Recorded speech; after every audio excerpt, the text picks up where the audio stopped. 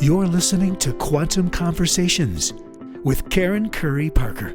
Join us as we explore new frontiers in consciousness, science, and evolution.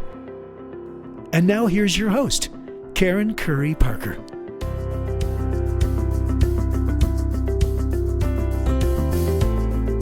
More than 100 years ago, physicists began to unravel our material understanding of the world. Quantum science revealed to us that we're not just made of an organized pile of elements, but instead that we are made of unlimited potential made manifest. Your life, your health, your relationships, your creative choices, your spiritual connection, our government, our environment, our economy, even our collective perceptions are simply a finite expression of an innumerable pool of possibilities. As we've moved beyond our basic materialistic understandings of the world and applied quantum theory not only to physics, but to biology, genetics, medicine, and creative problem solving of every kind, we've not only expanded our knowledge and understanding, we've gained power and new insights into how we can truly create and influence our personal and collective experiences. Quantum physicists have shown us that we can either measure the movement of an atomic particle or the location of an atomic particle, but never both at the same time. Our human creative capacity, our ability to make manifest a potential and create our own reality is mediated by our consciousness and the meaning we give our life and our life experiences. Meaning is the way in which we create. Let me share an example with you. Think of the word money. Money in and of itself is a neutral thing. When you hear the word money, it creates a photon storm in your brain. Your brain then creates neurotransmitters that then stimulate memory, thoughts, emotions, and for some of us, even an adrenaline response. What your brain does in response to being exposed to a neutral archetype like money is up to you. Your conditioning, the experiences you've had, your beliefs, your unique biological and energetic hardwiring, even the experiences of your grandparents before you were born influence what you create around the word money. The meaning you give money directly impacts the experiences you create with money in your life. If you love money, you'll probably manifest the potential of having more money. If you feel guilty about money or you think money is evil, you may manifest the potential of not having money. Of course, this isn't only true related to the idea of money. This is true of everything that you're experiencing in your life right now. One of the most beautiful things we've learned from quantum physics is that when we change the meaning we give our experiences and decondition ourselves, we can create a different life experience, a different reality. Quantum physics not only empowers us to find new meanings and create new realities, it empowers us to move beyond the limitations of strict materialistic thinking and opens us up to finding new and fundamentally creative solutions to the challenges facing humanity at this time.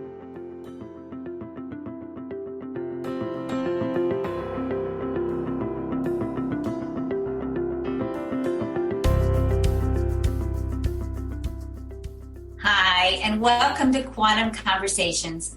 My name is Karen Curry Parker, and I'm so excited and honored to welcome our special guest today, physicist, author, and quantum activist, Dr. Amit Goswami. Dr. Goswami is a retired physics professor who is the pioneer of a new and some might say radical paradigm of science called science within consciousness. Dr. Goswami's basic premise is that quantum physics is not only the future of science, but also the key to understanding consciousness, life, death, God, psychology, and the meaning of life, and is the best and clearest approach to understanding, well, as you'll see, everything. Dr. Goswami has written many books, including The Visionary Window, Physics of the Soul, The Quantum Doctor, one of my favorites, Creative Evolution, God is Not Dead, Quantum Creativity, Quantum Economics, and his new soon-to-be-released book, The Everything Answer Book, How Quantum Science Explains Love, Death, and the Meaning of Life. He's appeared in the film What the Bleep Do We Know? And its sequel Down the Rabbit Hole, as well as the documentaries Dalai Lama Renaissance and the award-winning Quantum Activist. Dr. Goswami is a global thought leader whose teachings are shifting paradigms not only in science and spirituality, but in economics, business, health, wellness, and so much more. He is the founder of the Quantum Activist movement, and his work, I believe, has the power to help us access a fundamental level of creativity that can, and hopefully will, give us the answers to the challenges facing humanity at this very crucial time. Welcome, Dr. Goswami. Glad to be here, Karen. Thank you for inviting me. My pleasure. I created the Quantum Conversations podcast because I really wanted to initiate a global dialogue about how we can collectively stay inspired to consciously expand our experience of love, beauty, justice, truth, self, wholeness, abundance, and goodness, so that we can start creatively evolving towards a world of sustainable resources and sustainable peace. One of my intentions in our conversation today is to share with our listeners some basic understandings of your key teachings and to really help people understand the true nature of consciousness and creativity. So I want to start with just a really basic question for you, but I think it's a question that really stumps a lot of people because we're not really taught about quantum physics in school. I mean, for me, when I go back and I think about what I learned in school about physics, it was all about, the apple and the basketball falling at the same rate, right? And when we talked about quantum physics, we always talked about the electron, and that was about it, right? So what exactly is quantum physics? Yes, good question, and the answer will certainly change our worldview right away. The problem is this. Quantum objects in quantum physics, objects are seen as both waves and particles. Contrast to apples and oranges, which are all particles, although they are big particles, but they are particles. They are only capable of staying in one place at a time, or so we are told. Right. Says that it's not like that. All objects, even macro objects like apple or oranges, but not so much. But for electrons, it's very, very obvious. If we do experiment with the electron, it becomes very obvious that in some experiments, they behave like waves, and in other experiments, they seem to behave like particles. But how can the same object be a wave which spread out, which can be at more places than one at the same time, be also a particle, which is always at one place at one time? So this is a paradox, huge paradox. And the paradox was created by the human mind. Paradox goes away if we give up the philosophy of scientific materialism, which says that objects and phenomena are all material objects and material phenomena caused by material interaction. If we give up this idea and recognize that no, objects moving in space and time does not give us a complete answer to reality, it only creates paradox. We have to assume that the waveness of the quantum objects happens in a domain of reality which is not space and time, which is outside of space and time. Mm-hmm.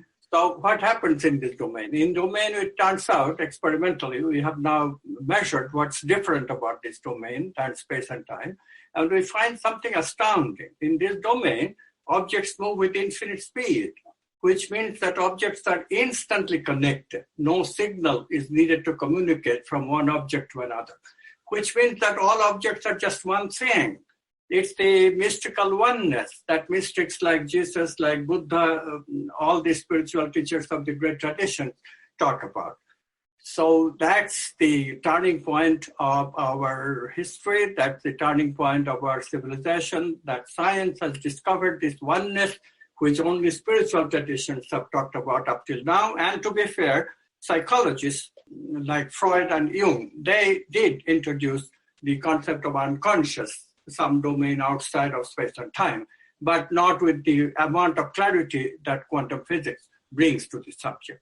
And then it's only one step to recognize that oneness is our consciousness. It's our consciousness because until we measure an object the waves do not become particles.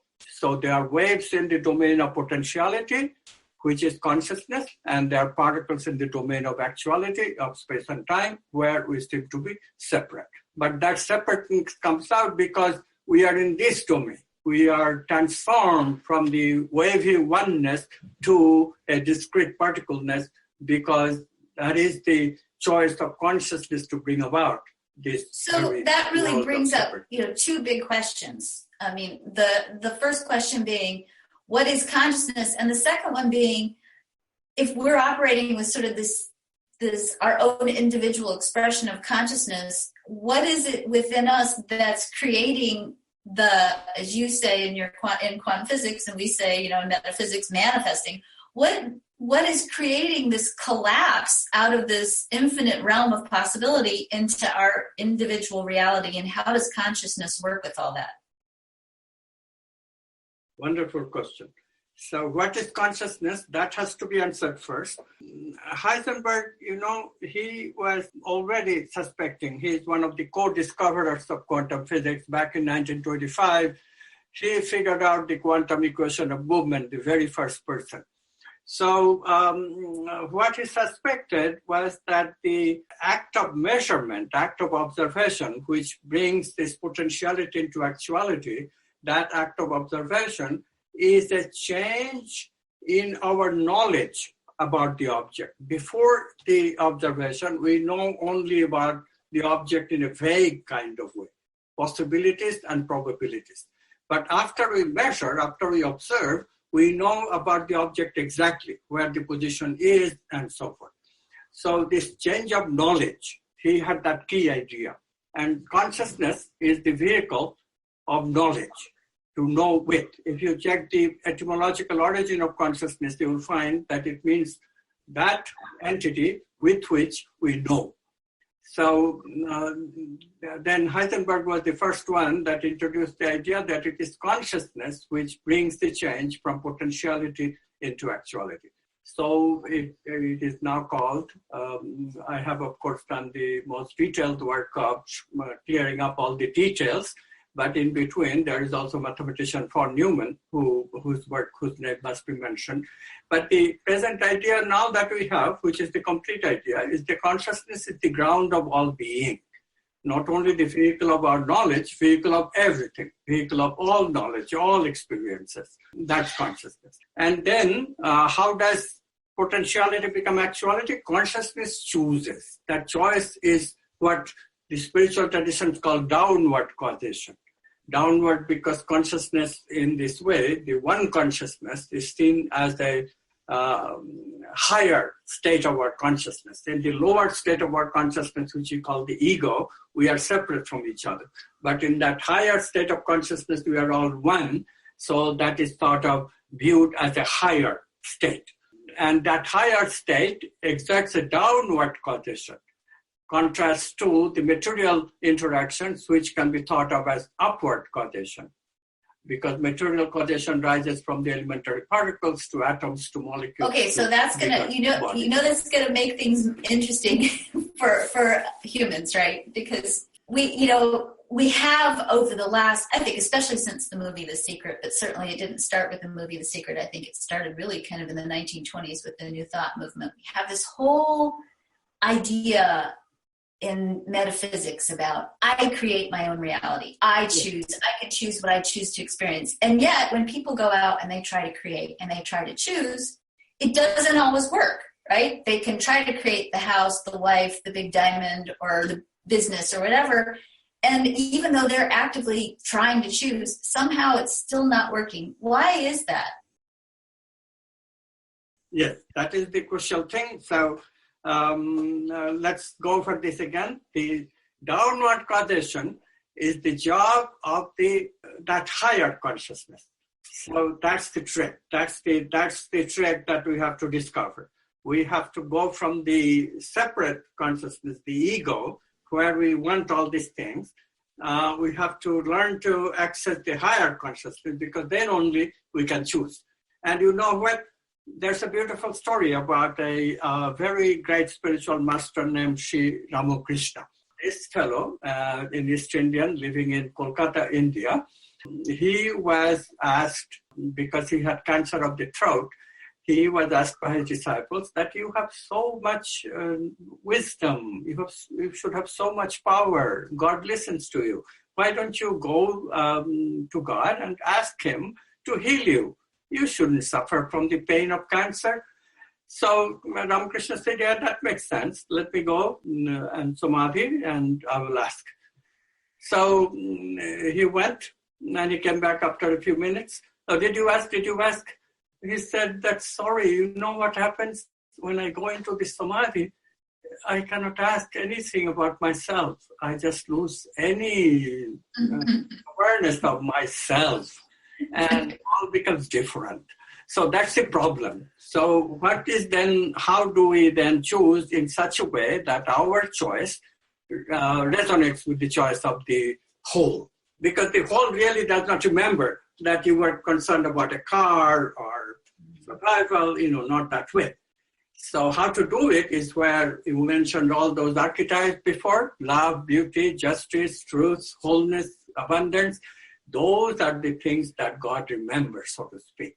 Even in the higher consciousness, we can remember those archetypes. So if we choose those archetypes to guide our life, then we can start manifesting what we can. This is going to lead again to another tricky question a little bit. And part of it is, at least in Western thinking, and I would say to a certain degree in more Christian-based thinking, there's a spiritual theme of suffering as a path to enlightenment, or suffering as a part of service to God. And yet, if I'm getting you right, what I'm hearing you say is that the path to connecting more deeply with God or consciousness, or whatever word we want to use, is not so much through suffering and self-denial and martyrdom, but through engaging in beauty and well-being and abundance and these things. Am I understanding that correctly? Yes, it is correct. And it has a little bit of caveat. So let me explain that caveat, where the confusion comes. So the caveat is that out of all those selves, remember I did not mention one self. Out of all those archetypes, I did not mention one archetype, which is the archetype of self, which is a very important archetype. The reason today, as a quantum activist, I don't want to mention that archetype is that the spiritual traditions, whenever they talk about exploration of God or oneness, they always are talking about the self archetype, and that is very confusing. The self archetype, think about it, the self archetype is, of course, embodied in us, but unfortunately in two forms. One form indeed revels in that unity consciousness. We call it the quantum self in the new science. But the usual self that we experience, the ego self, this ego self has a character, pattern of habits. It also has persona, which is masks that we put on for interacting in various situations. Situation of a lover, situation of a fighter, situation of having a job. We put on different masks, and all of us do that. And the brain is made that way. So this is the problem. These masks create a separateness, and that separateness is not good for investigating or exploring those archetypes. And therefore, the masks, it is advised that we surrender. So when people say that you give up the ego, when people say that suffering is good for you because it will force you to look at your ego, look at your masks, and perhaps inspire you to give up some of these masks, that is because these masks are really not good for us. But the ego has two things. Not only the masks, the ego also has the character, the stuff that we learn in our life, stuff that we develop, the qualities that we develop. Those things are good for us. Those things enable us to investigate and explore those archetypes, the stuff that brings us to the unity, brings us to God. So when we look at it that way, then the confusion goes away. Yes, we talk about the good, we talk about the joy, the happiness that we get out of life until we are so tired of it, literally, until we are so tired that we are bored with everything. And you remember, boredom is also a suffering. It's the mildest form of suffering, but it's suffering nevertheless. When you see our entire life as suffering, then we are ready for the self-archetype. Then we give up the self itself and reside in the quantum self. So if it is understood this way, then I love this. One of the confusion. things that I really enjoyed in your new book when I was reading it is you talked about evolution, and you talked about how in our idea of evolution, we have this concept that we should be perfect, and that evolution can't be real because there's imperfections in evolution. And you point out so beautifully in the book that you actually, it's the journey of, as you just said, maybe going through boredom, which is mild, but sometimes going through that struggle with the imperfection and eventually the boredom with, I think, the self-judgment and the self-recrimination against the imperfection that allows us to embrace the perfection and then evolve, if I'm understanding that correctly. Yes, you are understanding it correctly. The point is that because we are doing everything scientifically, this is the journey that we have in this particular universe. Therefore, all the stages of evolution are necessary. We are created very imperfect, as one-celled creatures long time ago, perhaps 4 billion years ago. And since then we are evolving. We are evolving to multicellular creatures, and then at some point we became these vertebrate animals, and then from that to mammals, to primates, and finally to human beings. So this long journey, and then as human beings too, we have been journeying for 100,000 years and more perhaps. So out of which only we have written history for about 12,000 years. And then that's more or less the history of the evolution of the mind. So we find that mind is also evolving from, initially hunters and gatherers and very physically oriented mind to feeling oriented mind, vital mind. And then finally in the agricultural era, we have this, what we call rational mind, thinking mind which only cares about the brain and thoughts and this stuff. And so we are a little bit stuck in that, although some good things have happened. Everything is movement of consciousness, so you can never keep away movement in goodness. So civilization has progressed, particularly in the 18th century. We developed democracy, capitalism, and liberal education, the three great institutions of modernity. And now we have adopted a philosophy called scientific materialism for the last 60 years, which is really taking us away from all these three institutions. Because in scientific materialism, there just isn't any progressive civilization. There just isn't. Although, one of our major parties, the Democratic Party, believes in that more or less wholesale, although not entirely, thank God. And the Republicans are no better because they believe in even worse. They believe in old-fashioned feudalism and Christianity. So that doesn't work at all. But both of these isms are not working. The ism that can work is this ism that we are talking about, the quantum worldview. It is also an ism because, of course, everything is still a model, but quantum physics is the closest to reality model that human beings have ever discovered. So if we form an ism on that basis, which integrates the two older models, materialism and the old-fashioned Christianity kind of spirituality, then I think we can get to a model which will be satisfactory to everybody and will lead us much more happiness than ever before. Because the next thing I was going to ask you about is, in this area of evolution and consciousness and humanity progressing, it seems that we've really created some interesting global challenges right now. We've got global warming, we've got polarity, like a lot of us versus them belief systems happening. We've got massive poverty and war and environmental destruction. It seems that, especially I think in the last couple of months, we've created this really tense and scary reality right now. How do you explain what's up on the planet right now with your worldview, and how do you think, and are we going to be able to make the world a better place? It looks very tough, doesn't it? But we should not worry too much because it is all a movement of consciousness.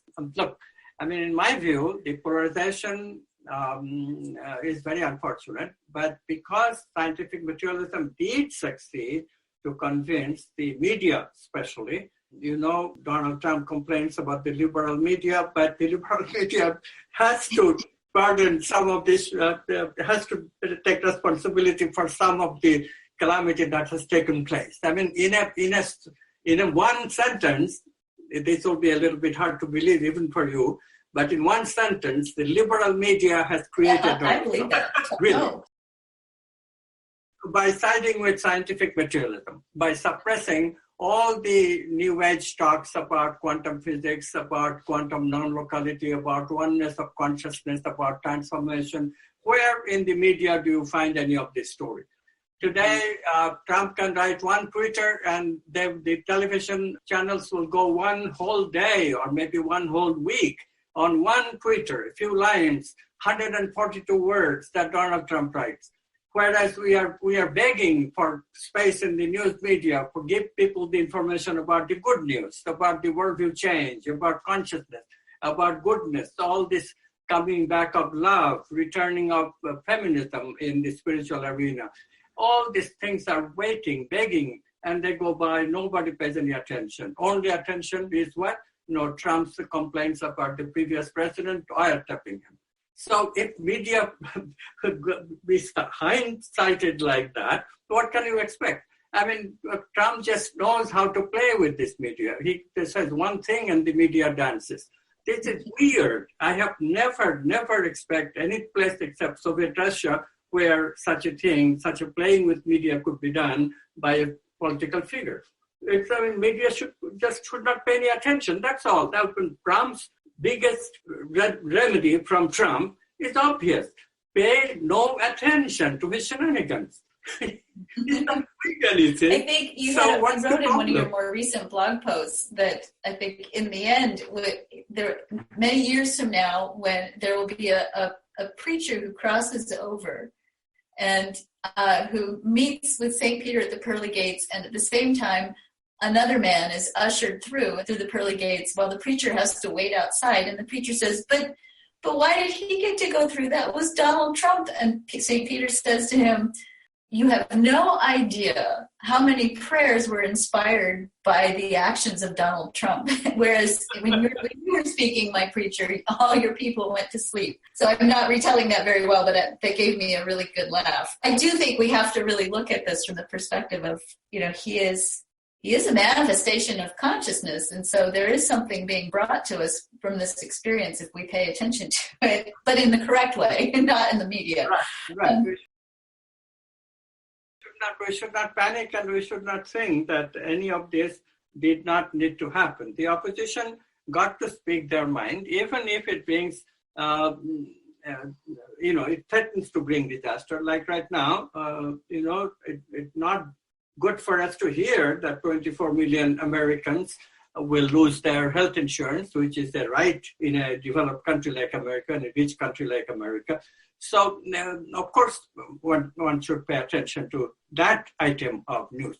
And then if we can avert the danger, that's fine. But if we can't, we have to face up with it. The thing is that, the worldview is polarized right now. So there is a very, very strong supporters of materialist worldview among the Democrats. There is a very, very strong support of the feudalistic Christian worldview among the Republicans. And both worldview, people of both worldview will have to be given chances. They differ very much about how to run a country. And the two political parties have to see which one is popular with most Americans, and that's the one that will eventually get to say what will last. And obviously, if Obamacare is voted down, if it is really wins the favor of the Congress and signed by the president that Obamacare should be replaced, then it will be replaced. But for how long? It will be replaced only for 4 years. And, all this calamity, that's not supposed to happen before 2018. So we can handle it, and we will handle it. We have to handle it because, it's legitimate that the Republican Party has come to power after 8 years of the other party. And it's because the worldview difference is real. If you want real change, oh Democrats and Republicans, then listen to the integration. There is integration already there on the plate. All you have to do is to acknowledge it and make an environment with which we can acknowledge such things as worldview and philosophies once again. Scientific materialism has created the idea that philosophy is not needed. That is not true. Human beings need philosophy, and truth is not needed. No, human being needs truth. Without truth, we cannot have politics. We cannot have, as people are finding out, Trump says lies. Why does it create havoc? Why does it? Truth was not valuable. Why do these lies bother people so much that they spend so much time on it? So truth is important, and quantum physics brings back truth, archetypes, meaning of life, purpose of life, all these things. Whereas the old physics, Newtonian physics, treats us as machines, and we have lost those things because so machines when you don't talk need about those quantum things. activism in relation to bringing people back to the connection with truth and beauty and all these good things, talk to me for just a minute about what is your definition of quantum activism, and how is quantum activism a solution for the challenges facing the world today? Well, the activism is needed because we need to change people from the grassroots, from their basic philosophy. When you want to change people's basic point of view in which they're entrenched, you have to use activism. But this activism is different. Ordinary activism, people try to change others, but they themselves don't want to change.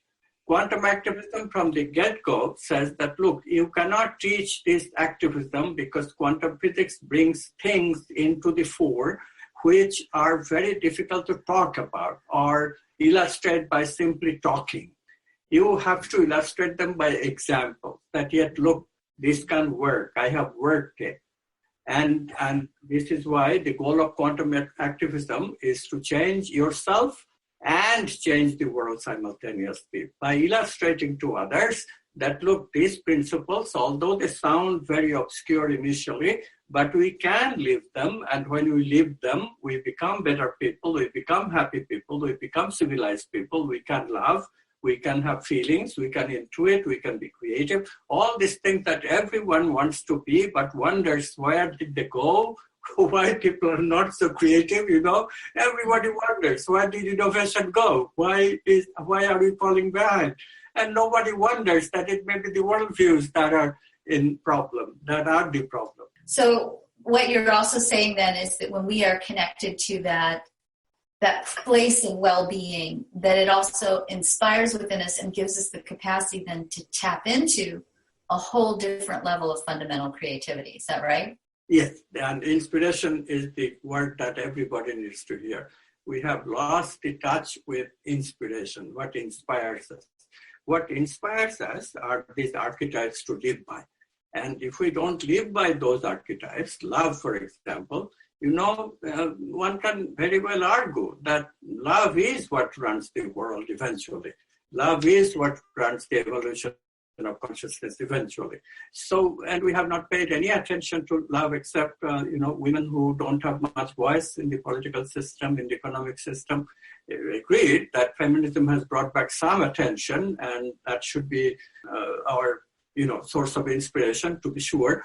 But it can be just so much more with a bit of activism. This is why I promote quantum activism, because 70% of the quantum activists are women.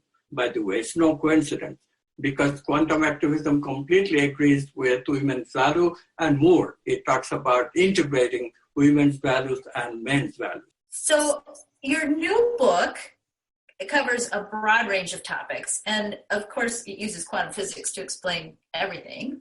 So I thought, for fun, we could just pluck out a couple of topics, because I know that this is the stuff that people are really curious about. And, I think ultimately helps them craft new meanings and create new possibilities in their lives. So one of the things you talked about that I think is very interesting and intriguing is you say there's scientific evidence for survival after death and reincarnation. Can you give us a couple of examples? Yes, I was hoping that you will ask that question.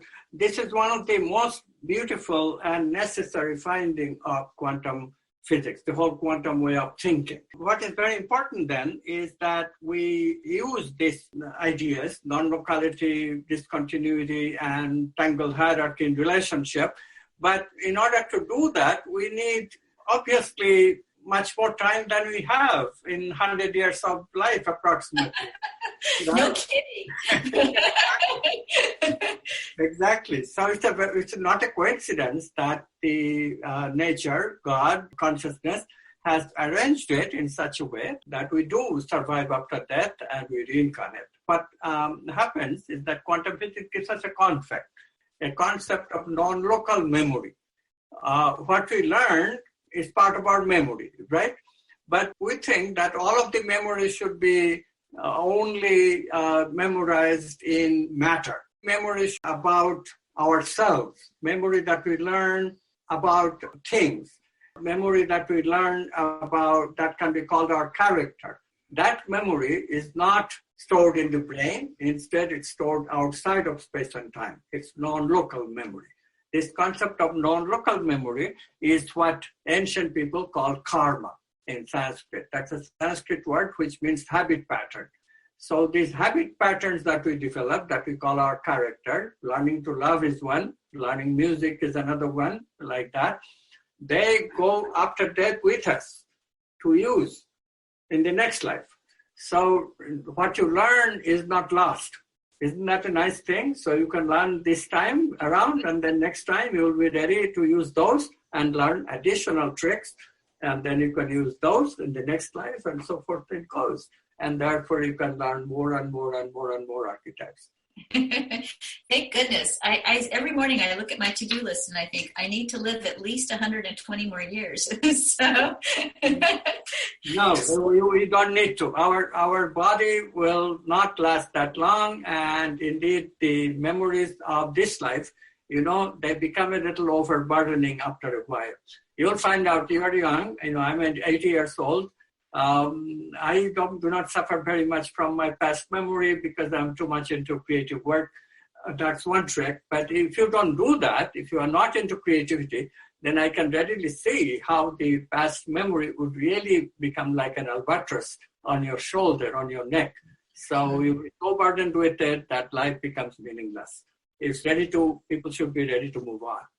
So I want to ask you one more question that relates also to some of the material in your new book, and I want to relate it back to what you just said.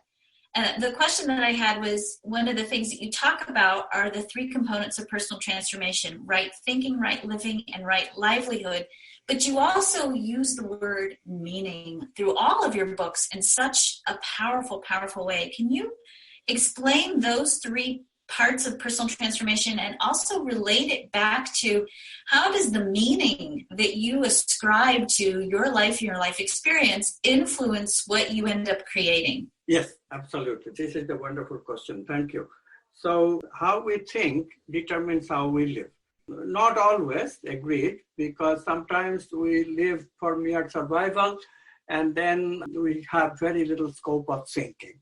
So I'm talking about people who are not into their survival mode, and this is why I work mostly in America, because there are more people in America who are above their survival mode. And I have absolutely all sympathy for people who are into their survival mode, and our work will eventually uplift their lot too. But that's not where it's at right now. Right now, we are concentrated on those people who are not in their survival mode, who have scope for exploring meaning. And then the question comes, what we think is meaning. So we think meaning, and as soon as you become interested in meaning, we find that, okay, some of the meaning that I think, can I live them? And can I make my life better by living them? So the second aspect then is to think about things like happiness that is not built into us. One kind of very low-level happiness is built into us. That's called pleasure. For example, everybody is entitled to sleep, everybody can eat, everybody can have sex. So those are built into us. But can we go beyond these built-in pleasures? And the answer is yes. Meaning exploration itself gives you happiness, a kind of happiness which is a little bit subtle, but it certainly exists. We like to read stories, we entertain ourselves looking at movies and so forth. So meaning certainly is important to us. But meaning of what? Meaning of archetypes, it turns out. So the more archetypes we live, these things called love, beauty, justice, truth, goodness, abundance, more archetypes we live, more happy we become. Because a certain amount of flow appears between that oneness that I talked about before and the separateness that we have, that is necessary for us to create things in the outer world and also even for us. This ego is a necessary thing. Conditioning is necessary because that also represents expertise that we bring to the problem. So this dance that we do between the unity consciousness, the unity self, quantum self, and the ego, the self of separateness, and yet also self of expertise, this dance makes us very happy. The psychologists call it flow. Why do I covet my life today much more than the life I lived before? Because today I live a substantial portion of my day in flow. And this flow is frankly enormously happiness producing. This is a subtler form of happiness than I knew before, like sexuality, but this overall is much more lasting. You know, sex is only a 7-minute affair according to some people. This flow experience can last for hours. And it is really wonderful kind of happiness, a wonderful kind of joy that one feels this way. So in that way, if we start living our thinking, then we find that our life is more satisfactory. And of course, how we make a living makes a huge difference in how we live, because if how we make a living takes up too much of our time, and that is not commensurate with how we how we live, then we have major time of our life in a pursuit that does not mean anything to us. In scientific materialism, more and more of us are forced to live that way. Business people who are not in love, not in abundance, just make money, but their life is not happy. And same thing for lawyers, same thing for politicians, same thing for educationists. They are not happy because their archetype that they are pursuing, they are not pursuing it fully. Society does not allow them to pursue archetypes in a creative way anymore. It's all very conditioned. It's all within a straitjacket. And this does not bring satisfaction because it does not leave any scope of having flow.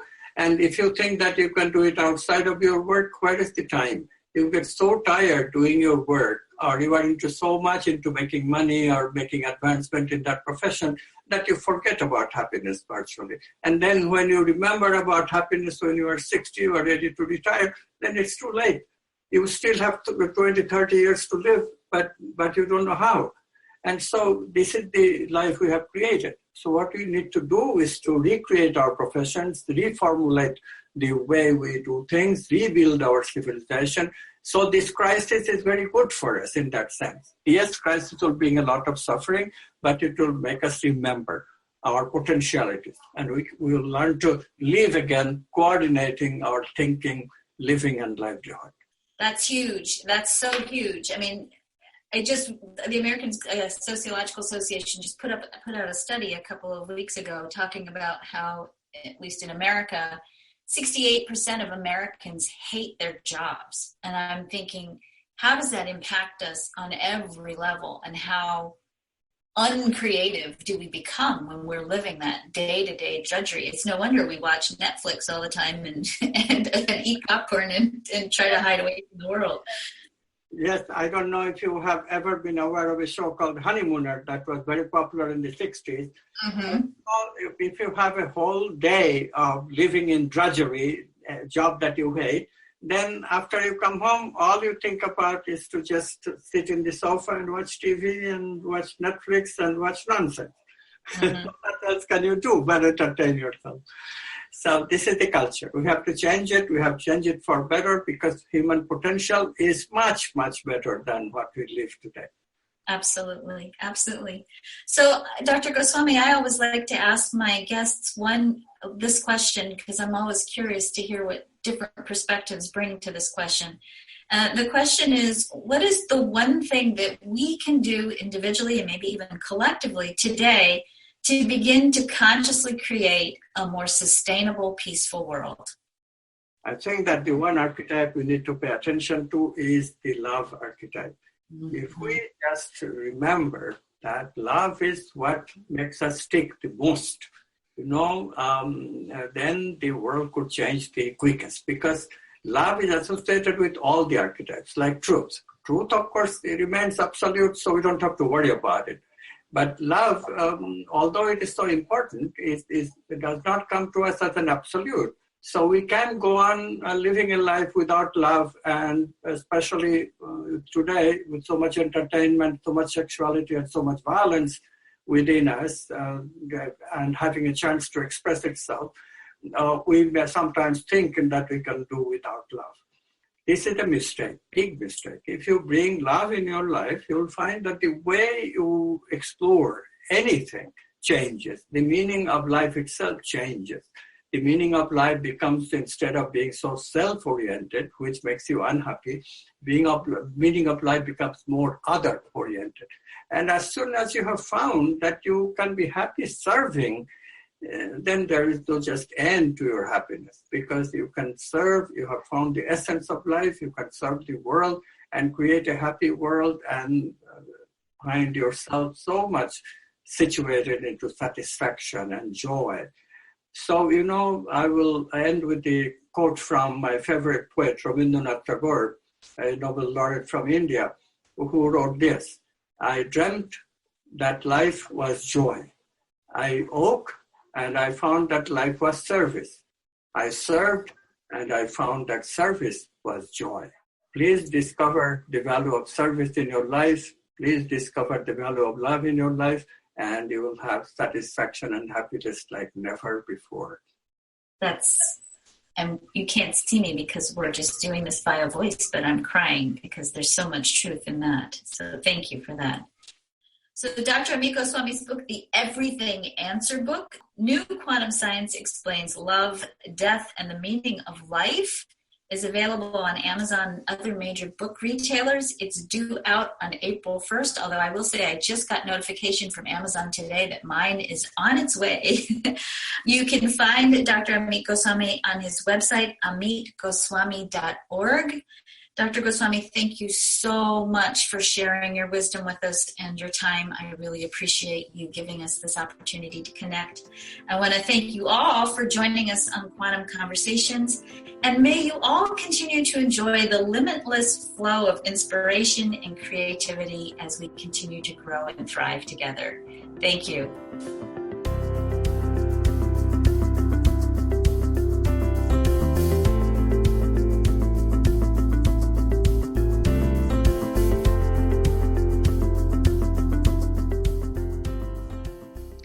The work of Dr. Amit Goswami shows us that the universe is much more deliberate and intentional than we may have thought.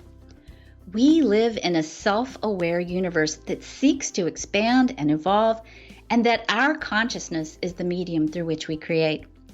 When I went back and I re-listened to my interview with Dr. Goswami, I was struck by his statement that we cannot create from a place of personal ego. Dr. Goswami states in several of his books that when two people are creating with opposite intentions, such as when two people approach a traffic light in opposing directions, obviously both people want a green light. But if we believe that we create our own reality, then how do we resolve for this dilemma of two people wanting to have two finite experiences that seem to oppose each other at the same time? Dr. Goswami writes that 50% of the time you'll get the green light. 50% of the time, the other person gets the green light. But when one of the drivers has a higher level of intention, such as, say one of the drivers is driving their pregnant wife to the hospital to give birth, the person with the higher level of intention is more likely to get what they're intending. When we align our consciousness with higher level archetypes, such as love, beauty, justice, and compassion, we create from a more effective and powerful place. These aren't just nice thoughts. This is science. Staying aligned with love not only creates a higher level of intention, it allows us to bypass our own conditioning, even our beliefs and traumas, to create from a deliberate and fundamentally creative place. There is a cosmic order to life, and the cosmic order of life is infinitely abundant. There is an innumerable pool of creative solutions to the challenges facing humanity today.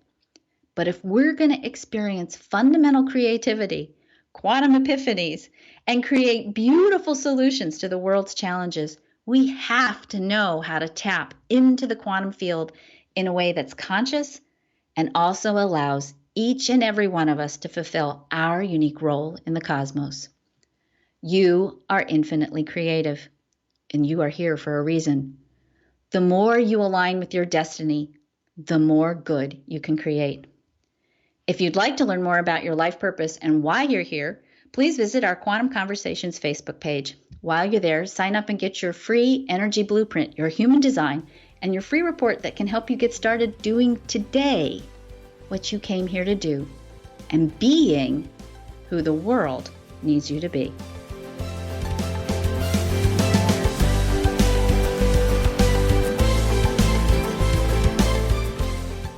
Thanks for listening to Quantum Conversations with Karen Curry Parker. For more information, visit joyfulmission.com.